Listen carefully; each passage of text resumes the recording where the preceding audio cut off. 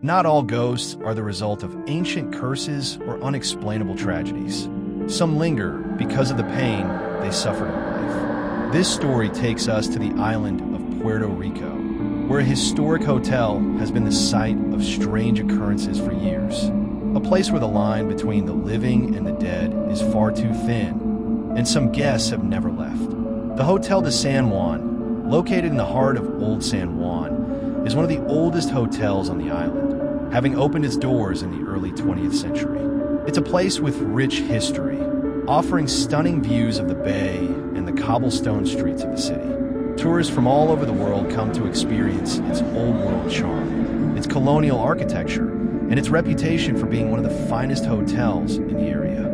But behind the beauty and charm, there's a story that many locals know but rarely speak of. It's a place that has seen its share of tragedy, where the echoes of the past still seem to linger in the hallways, and where some guests claim to feel an unsettling presence, especially in the older parts of the hotel. In the early 2000s, a man named Thomas checked into the Hotel de San Juan. He had come to Puerto Rico for a business trip, and as a frequent traveler, he'd stayed in many hotels across the world. But there was something about this one that felt different from the moment he stepped inside. The lobby was quiet, with only a few other guests scattered around, and the air had a strange heaviness to it. It wasn't the usual warm, tropical air that he was used to in Puerto Rico. It was colder, almost like a chill running through the walls. Thomas checked in and was led to his room on the 3rd floor. As the elevator doors opened, he felt a sudden drop in temperature, and the hairs on the back of his neck stood up. The hallway was dimly lit, the old wallpaper peeling at the edges, and the faint smell of mildew hung in the air. He thought little of it, chalking it up to the hotel's age. When he entered his room, he noticed that the lights flickered once, but then remained on. The bed was large, with a white canopy, and the windows opened to a beautiful view of the city. He felt a sense of relief and decided to unwind with a drink. As he sat on the bed, he heard it, a soft, faint sound. It was like a whisper, a voice distant and unintelligible. At first, he thought it was the wind or someone talking in the hallway. But as the seconds passed, the whispers grew louder, more distinct. It sounded like someone was speaking directly into his ear, but there was no one there. Thomas stood up, heart racing, and opened the door. The hallway was empty. No one was there. He looked around, trying to shake off the uneasy feeling that had settled over him. He returned to his room, but when he closed the door behind him, he saw something that made his blood run cold. The reflection in the mirror wasn't his. Instead, he saw the image of a woman, dressed in a long white gown, her face obscured by dark, unkempt hair. She was standing behind him in the reflection, but when he turned around, the room was empty. He rushed to the door, checked the hallway again, but no one was there. Just a cold, unsettling silence. He sat back down on the bed, shaking now. The whispers returned, louder than before, coming from the corner of the room. The words were still unclear, but the tone was unmistakable. There was a sense of urgency in the voice, like it was trying to tell him something important, something he wasn't supposed to know. By the time the sun had set, Thomas had had enough. He packed his things and decided to leave. But as he made his way toward the elevator, he saw something that stopped him in his tracks.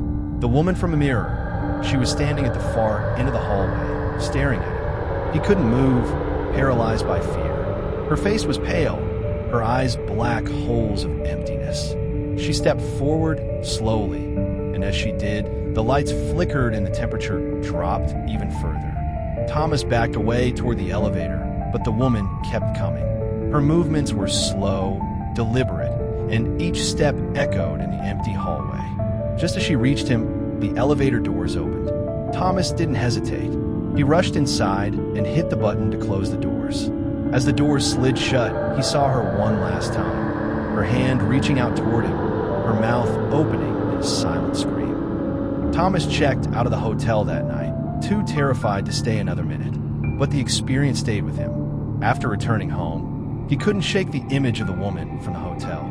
He searched for any history about the hotel, trying to find out who she might have been. What he found made his blood run cold. The woman was Eleanor, a guest who had checked into the hotel many years ago in the early 1900s. According to the records, she had been found dead in her room under mysterious circumstances.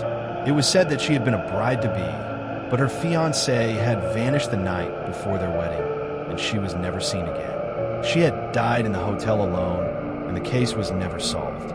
But the most chilling part? Eleanor had stayed in room 307, the same room where Thomas had been. And according to the hotel's old guest log, she had checked in with a man who had never signed out. It was said that the man left in the middle of the night, and no one ever heard from him again. The whispers, the chilling presence, the reflection in the mirror, all of it was Eleanor trying to tell Thomas the truth. She was still waiting for her fiancé to return. To this day, guests who stay in room 307 report strange occurrences.